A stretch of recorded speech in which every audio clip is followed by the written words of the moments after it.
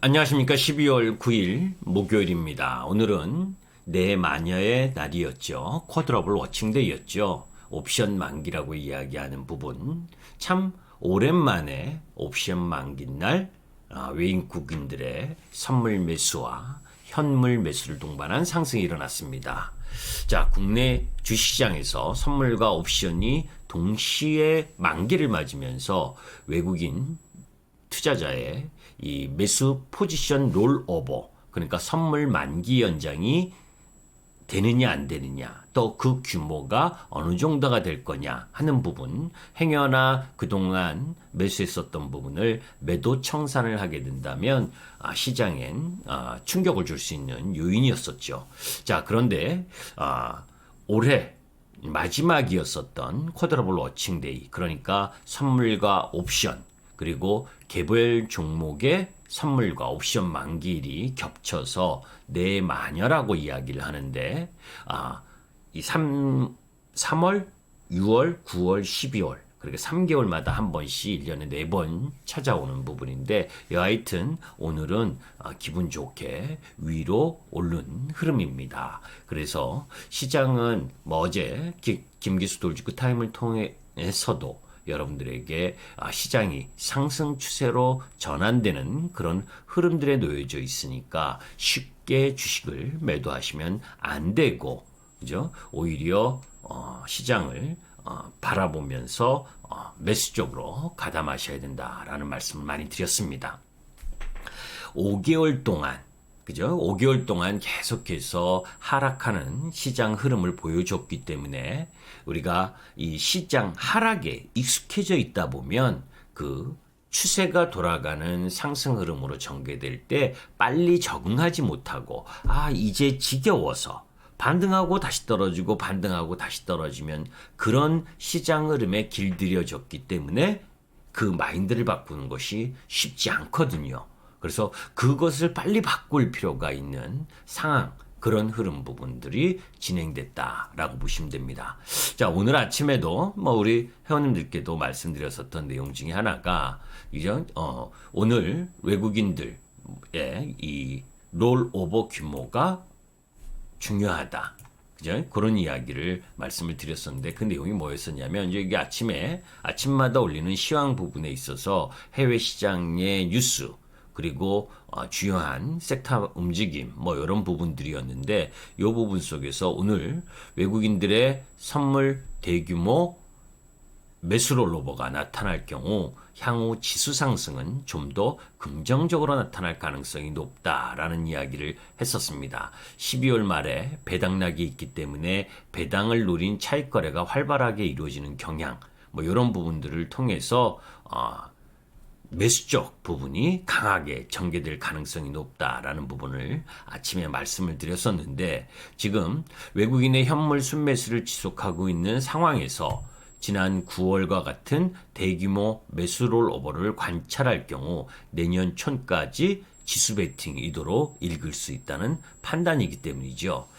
자, 대규모 롤오버가 이루어진 흐름, 이거는 결국 뭐예요? 선물 롤오버를 한다는 건 앞으로의 시장, 적어도 3월까지는 시장 부분이 양호할, 그 3월 이전에 또 시장이 바뀔 수도 있지만 전체적으로는 3월 달까지는 시장이 양호할 수 있다라고 하는 부분을 일정 정도 판가름할 수 있는 부분이었거든요. 자, 거기에 이제 오늘의 수급 상황을 한번 지켜보도록 합니다.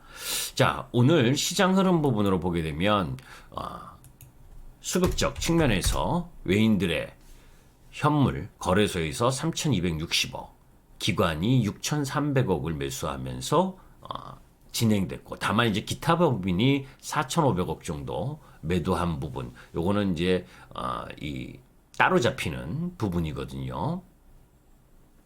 자, 이제 그런 가운데 코스닥도 외국인과 기관 쌍끌이 매수, 그리고 선물은 외국인들이 계속해서 오늘 장중에 한 9천 계약 정도까지 매수하다가 장 막판에 조금 줄어들긴 했지만 6,186계약 부분을 매수를 했죠.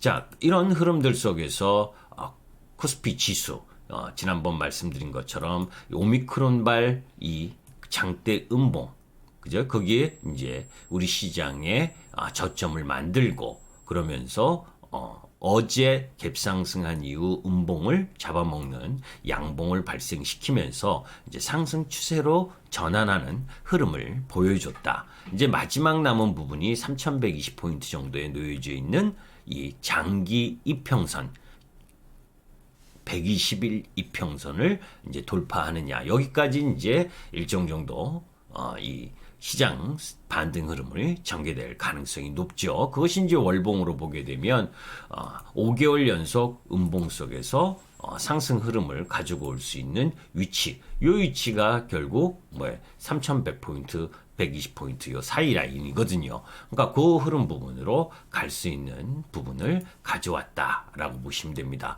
오늘 선물 역시 시장 흐름하고 연동되는 움직임을 보여준 부분이고, 자, 오미크론 우려 완화, 그죠?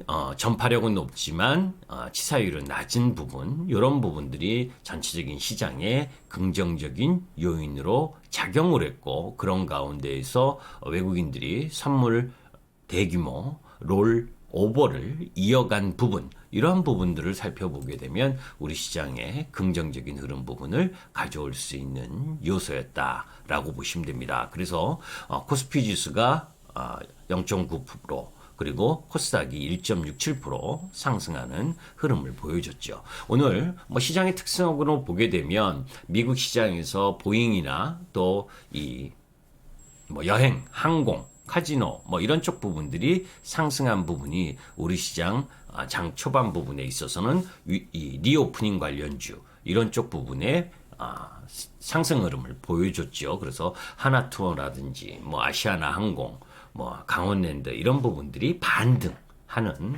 흐름을 보여줬고, 그런 가운데에서 부스터샷의 수요가 급증할 수 있다라고 하는 부분, 그런 속에서 올릭스라든지 ST팜 이런 부분, 종목 부분들이 반등하는 흐름을 보여줬고, 자, 이제 그런 가운데에서 시장의 가장 큰 특징 흐름으로 보게 되면 지난주 김기수 돌직구 타임을 통해서 마이데이터 관련주에 대한 언급을 말씀드렸었죠. 그죠? NHN이라든지 그리고 핑거, 한컴뮤트 이런 유형의 종목 부분들이 상승하는 흐름을 보여줬고, 또 그 속에서 조금 전에 이야기했었던 다날이라든지 갤럭시아 모니터리라든지 또 서울 옥션 이런 이 NFT 관련주들이 일정 정도 반등하는 흐름을 보여준 부분이고, 반면에 이제 약세를 보였던 종목 부분은 카카오뱅크가 넷마블이 보유하고 있었던 지분 부분을 전량 처분한다는 뉴스, 이 부분 때문에 카카오뱅크가 약 5% 가까이 떨어진 부분, 넷마블은 이미 지난 8월 10일 날 600만 주, 그리고 8월 25일 날 162만 주를 매각한 부분, 그런 부분들 속에서 남아 있었던 762만 주를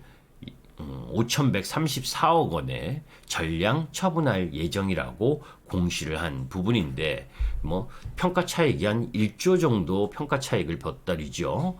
그 정도로 시장에 있어서 수익을 많이 남기고 매도하는 흐름이기 때문에 아직 매도한 게 아니고 매도할 예정이다라고 하는 부분, 그 부분 때문에 급락하는 형태를 보여줬고, 그리고 전체적으로 대부분의 업종이 강세 흐름을 보여주는 부분이었죠. 장 초반만 해도 대형주 삼성전자는 약세권, 보합권에서 놀다가 장 후반부터 상승하면서 종가 부분에 1% 상승하는 흐름을 보여줬고, 현대차 이쪽 라인 부분은 쉬어가는 흐름을 보여준 상황.